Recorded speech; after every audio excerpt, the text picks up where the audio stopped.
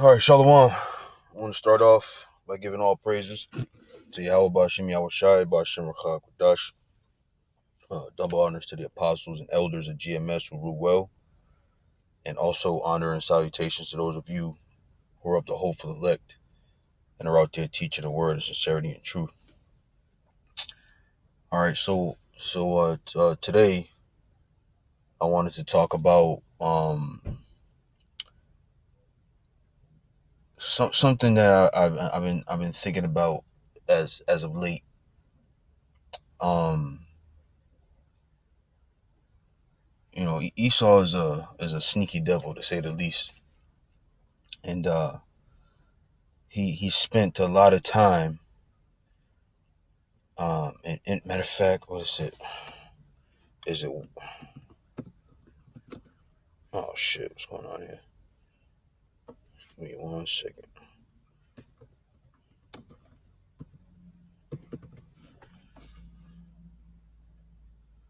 Give me 1 second. I think this is no.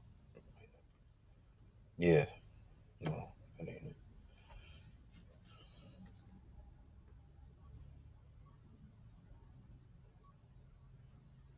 Boom. This is Micah 2:1. It says, unto them, woe to them that devise iniquity and work evil upon their beds. When the morning is light, they practice it because it is in the power of their hand. Right? So you got Esau, so-called white man, these Edomites, who spend a lot of time and have spent a lot of time thinking of different ways to destroy our people, man. And I don't want to say I discovered a new way, but I've learned of a new way that they've done it, right?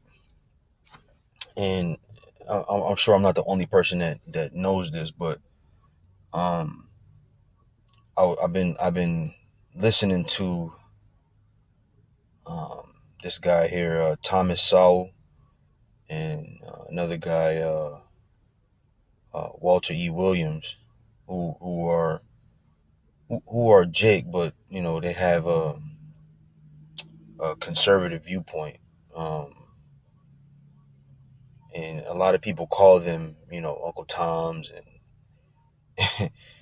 and they think because they think the way they do that they step in and fetching for the white man, and I don't know if that's completely accurate. I don't know those two men personally, but I don't think that statement is or those statements are completely accurate.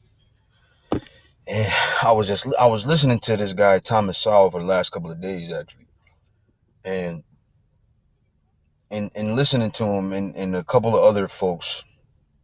um what I've learned is that um Esau, I want to make sure I say the right thing and say it how I want to say it. Esau is clever, man. You got to think that spirit that was on the serpent in the garden, who was able to coerce Eve into taking the forbidden fruit, if you will.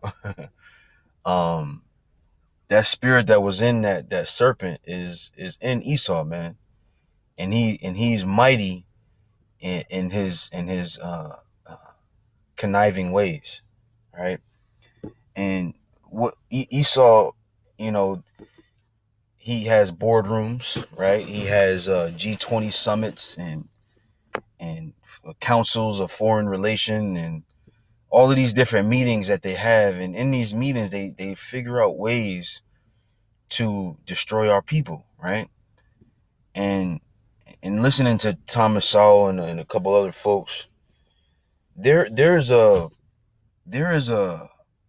period in American history that is forgotten, and I still want to do a bigger uh, piece on this, but I didn't want to wait any longer to do do this show to touch on this topic a little bit, but there's a 100-year period after the Civil War where our people, because we talk about Black Wall Street, right? But there's a period of time where our people flourished all over this country, right?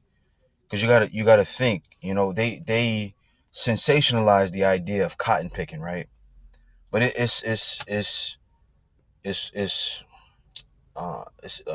don't know what word to use. I want to say irresponsible. That's what my mind wants to say. Irresponsible to think that America was only making money off of cotton. There were other crops and trades that needed to be performed, or well, in one case, crops needed to be farmed, and trades that needed to be performed to make this country run, right? Because you had, like, think of trains and the train tracks. So you had iron workers, right? You had within iron workers, you had toolsmiths. You had carpenters, you had plumbers, you had electricians, and that working force, right? The people that understood how to do those trades and be in those fields were so-called black people, right? So when slavery ended, right? Who when and those though they needed employment for those different trades, who was getting those jobs? The people that were more experienced, right? Which was Jake, right? And because they knew how to do all of these things, and because they had a moral compass of, if I want to eat and I want to make a living, I got to go out there and work.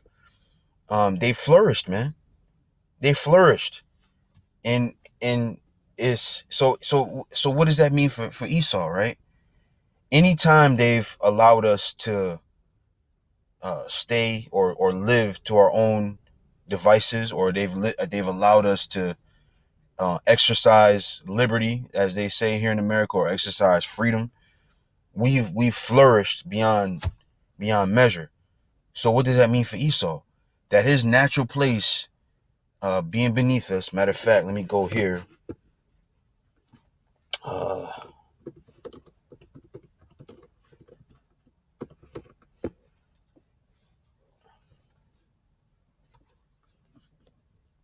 okay, this is Genesis 25 and 23, and it says, "And the Lord said unto her, Two nations are in thy womb, and two manner of people shall be separated from thy bowels. And the one people shall be stronger than the other people, and the elder shall serve the younger." Right? So they'll assume their natural position as being the weaker vessel, the weaker nation, if they allow us to exercise freedom and liberty, man. So what did they have to do, right? What did they do? Because in slavery, though I believe it had more of an effect than what the economists of today think, right? On your psyche, right? But it didn't have so much of effect in that time period. So what changed? Esau had to do something to change the minds of the people, because if we let them think for themselves, if we let them exercise their freedom, if we let them exercise their liberty, they are naturally inclined to being better than us. And don't think Esau doesn't examine these things, man. When you read Wisdom of Solomon, the second chapter, he said, okay, they say they're the people of God. Well, let's see. So they don't think that they haven't been trying different things to see what sticks, right? So let me go here to Psalms 83, because I always go to the scripture when I talk about stuff like this, and Esau's crafty counsel. But there's so many mechanisms to this. There's because he hasn't, like I said in the scripture I read in Micah, the second chapter. He lies on his bed all night thinking of ways to destroy our people. So there wasn't just one way. Slavery was just one thing, right? And really, that was that slavery, or in time after slavery when they was hanging Jake or whatever. That was just something for him to get his rocks off. You know, like it says in Lamentations, it says, "Surely this is the day we look for." They took advantage of that, man. They took full advantage of that, and they kicked our ass. Right? They was getting their rocks off. You know, getting their licks in, if you will. You know, but that was only one part of it, man. Right? So let me read this. It says, "They have taken crafty counsel against thy people and consulted against thy hidden ones. They have said, Come and let us cut them off from being a nation, that the name of Israel may be no more in remembrance." Right? So that's all they do. These meetings are just ways to figure out how they can destroy us. And this other way was convenience, right? Welfare, right? Food stamps, right? Section 8, WIC, right? Because what happens to a person when you tell them they don't have to work and they receive all types of benefits? There's no incentive to think for themselves. There's no incentive for them to work for themselves. So in turn, Esau, they fall right into Esau's hands, right? That welfare state, right, where you have WIC, you have EBT, you have welfare, cash benefits, Section 8, housing, right? When you have all of these different government assistances, where's the incentive for you to get up off your feet and work for yourself, right? And Esau can't have that, because when they did it, when they allowed us to work for ourselves and have liberty and freedom, we damn near took over this country, because we were the only people that knew the labor intensive jobs that had to do with the building of this country. We were the only people that knew how to do those trades and had those skills. So if we let this continue, they're gonna, here it is. We trying to, you know, build the desolate places. They getting ready to take over this motherfucker. So what to do? We need them to be lazy. We need them to not think. We need their minds to be mush. So what did they do? They created the so-called war on poverty. And when you and man, when you look at the facts, the statistics, right? And I'm trying to say this in my own words. I don't want to repeat nothing I heard from the doctor Thomas Sowell. But when you look at it, when you do the research, when you find these things, you see that welfare and the war on poverty, so called, from Lyndon Johnson, didn't help Jake at all. It made them worse. It made them more lazy, right? Matter of fact, let's go here. I'll show you. Right? This was the so-called war on poverty was the full I don't know if culmination is the right word, but this came to pass fully when that happened, when that was administered. What is it? Is it 28 and 48? I can't remember. Give me 1 second. Yeah. Deuteronomy 28 and 48, it said, Therefore shalt thou serve thine enemies which the Lord shall send against thee, right? In hunger and in thirst and in nakedness and in want of all things. And he shall put a yoke of iron upon thy neck until he have destroyed thee, right? So what is that yoke? If I depend on you, then then you can control me, right? You can control the minds and the thinking of people. Like I read this story, and I fought feverishly trying to find it. I don't know where I read it, or if I saw it in a documentary or what. I couldn't find the story for the life of me, but I'll quote it as best I can. I'll paraphrase it. So there was a story about how to catch like a wild pig, right? And what the philosophy was, you put some food that the pig will eat in the same spot at the same time every day, right? And so at 5 p.m., you put some food down. The wild boar, he smells the food, he comes and grabs it, eats it up, and then goes on about his business. But every day you put that food there at 5 o'clock. The pig comes searching around, boom, finds the food that you put there, eats it up, right? So now in the process of time, this pig is doing this. He doesn't have to hunt anymore, right? So he's getting lazy. He's losing his hunting skills, his whatever skills that the wild boar needs to get its food. He's lost because now every day this food is being provided for him. And then to catch the boar, what do? Now you set up a cage, right? You put that same food in there. The pig walks into the cage to get the food. You close the gate, and now you got yourself a domesticated pig, right?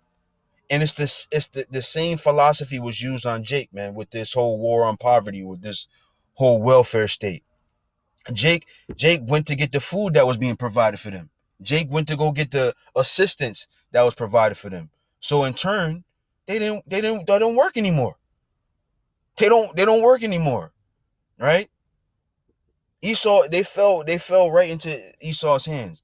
And don't think for a minute that these government subsidized programs, this welfare, this WIC, and all of these different things are not directly connected to the RFID chip, the mark of the beast.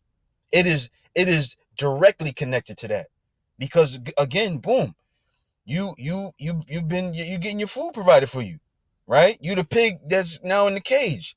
So all Esau got to do is say, look here, take this chip. And you can say, I'm not really with that. And they'll say, okay, at first. But then when it comes time to getting them benefits cut, you're going to say, oh, shit, I don't know how. And now you don't even have the tools and skills that it takes to go out and get the shit on your own, because you've been dependent on Esau so long.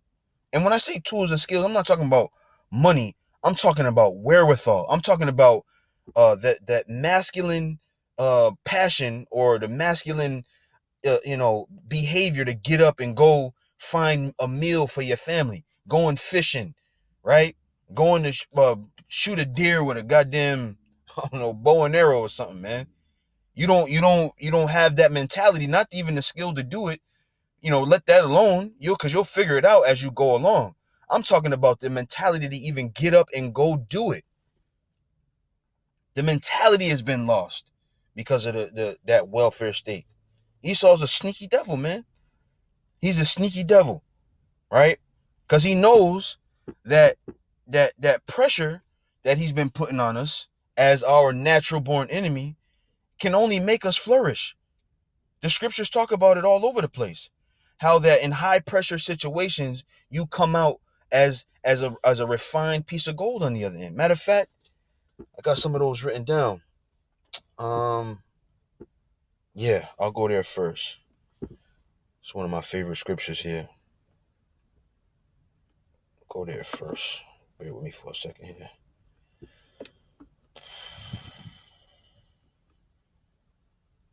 No. Why am I saying it's not second Ezra? It's not. Why did I do that? Bear with me for a second.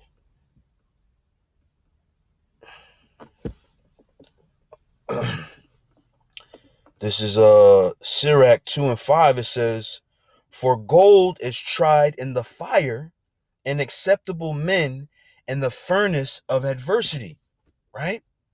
So anytime there's an adverse situation, or a high pressure situation, or a situation that's hot, if you will, anytime there's a situation like that, you come out on the other side unscathed. You're a better person than you was before you went through that tribulation, man. And that was another thing. Slavery was that one of those high pressure situations. So that's another reason why Jake flourished when they came out of there.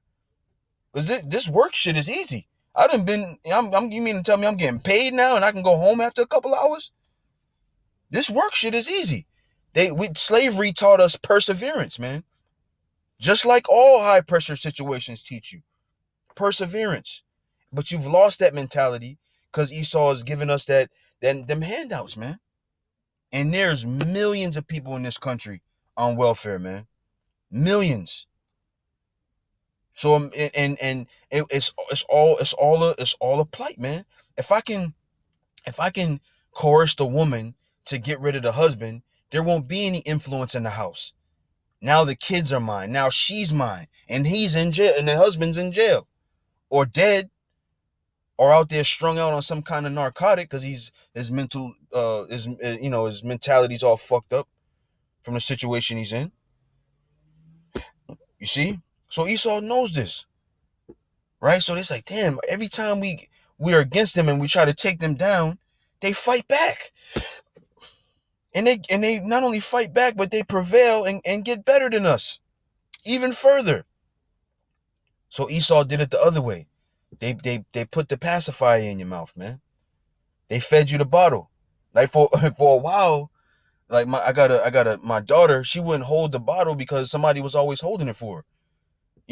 But then when, it was kind of like, yeah, here's the bottle. You just lay it next to her. You want to drink that milk, you're going to have to pick that bottle up. And eventually she learned how to pick the bottle up and put it in her mouth. And it wasn't even that she didn't know how to do it, but she knew that somebody was going to get it for her. So her mentality was different. You see? So let me go into another one of these. Right? Yeah. Yep. Let's see here.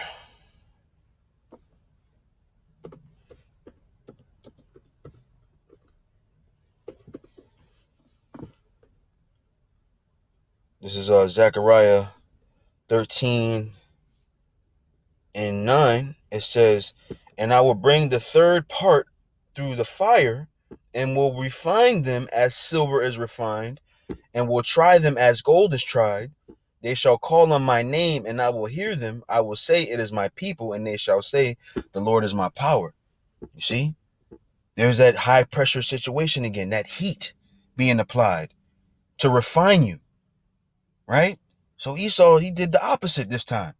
He said, at first, I'm not going to tell them I'm the enemy. I'm gonna be a sneaky enemy, and then I'm gonna give them free everything, and it loads you right to sleep, man. It load our people right to sleep. So I want to go. What's this? This is First Peter 1:7. Let me see what that is. First Peter 1:7. Give me 1 second. I want to see what this is. Sometimes I'll be writing these scripts down. I forget what they say. This is First Peter 1:7. Boom. It says that the trial of your faith, being much more precious than of gold that perisheth, though it be tried with fire, might be found unto praise and honor and glory at the appearing of Hamashiach, Yahushua. You see? You see? So them trials, they build you up. They make you strong. So Esau did the opposite. I remember we had this dude that used to come out and listen to us. And there was two of them. One of them was a cat that we met when we first started camp. And we saw his sister first. And she was like, Shalom, Shalom. He was like, oh shit, you know about Israel? She was like, yeah, my brother. He's in the truth. He been looking for people in this area to try to get with. So he started coming out, and he talked this shit like he was gonna be with us or what have you, and he never did. And as time wore on, we met another cat, and they would always come together, and they would always sit and chit chat, and while we were at camp or whatever. And the elder Adama finally called them out. Not the one cat, but the one that we found the first time. He said, look, man, you gotta come on this side and teach this word. You gotta push this word. And he got all pissed off and upset that we called him out. But, the dude that was coming with him, he got scared thinking we was gonna call him out, but we didn't have the same expectations for him because he never made no promises. He was just a spectator. But he stopped coming. But he saw one of the bros in the camp and told him, he said, the white man is all right with me. He gave me my EBT card. So, what I'm saying? That's exactly what that mechanism is for. I'll lull you to sleep. I'll just give you all this free substance, and you won't even know that you have an enemy anymore. You see, right? Because what happened, right? When you go to what is it? It's Second Maccabees. I think it's Second Maccabees. Let me go up in here real quick. Second Maccabee, no, first Maccabees, I think it's 2, and I think it was, I want to say 27. I can't remember. I didn't write it. I just had it open on my book here. Give me 1 second. Uh, no, was it 37? No, it's right around here though.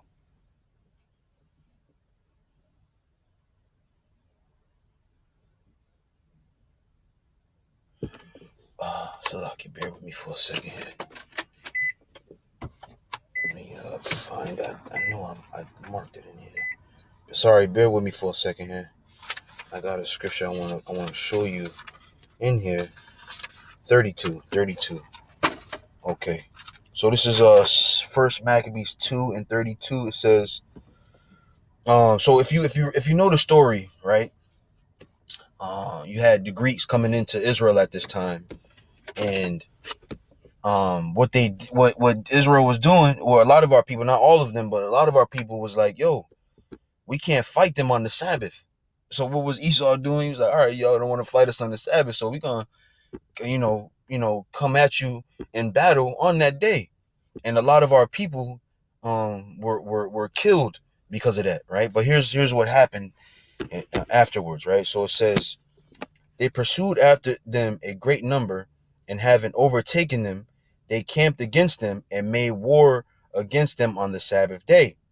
And they said unto them, let that which ye have done hitherto suffice. Come forth and do according to the commandment of the king, and ye shall live. But they said, we will not come forth, neither will we do the king's commandment to profane the Sabbath day. So then they gave them the battle with all speed. Howbeit, they answered them not, neither cast they a stone at them, nor stopped the places where they lay hid, but said, let us die all in our innocency. Heaven and earth will testify for us that ye put us to death wrongfully. So they rose up against them in battle on the Sabbath, and they slew them with their wives and their and children and their cattle, to the number of 1,000 people. Okay. It says, now when Mattathias and his friends understood hereof, they mourned for them right sore. And one of them said to another, if we all do as our brethren have done, and fight not for our lives and laws against the heathen, they will now quickly root us out of the earth. At that time, therefore, they decreed, saying, whosoever shall come to make battle with us on the Sabbath day, we will fight against him, neither will we die all as our brethren that were murdered in the secret places. You see? So what happened? That pressure made them fight back, man. And if you know anything about the Hasmonean dynasty, it was a great time in Israel, man, because they said, fuck Esau. That pressure that Esau put on them made them fight back, made them persevere. You see? And Esau, you don't think he knows this history? You don't think he goes into this?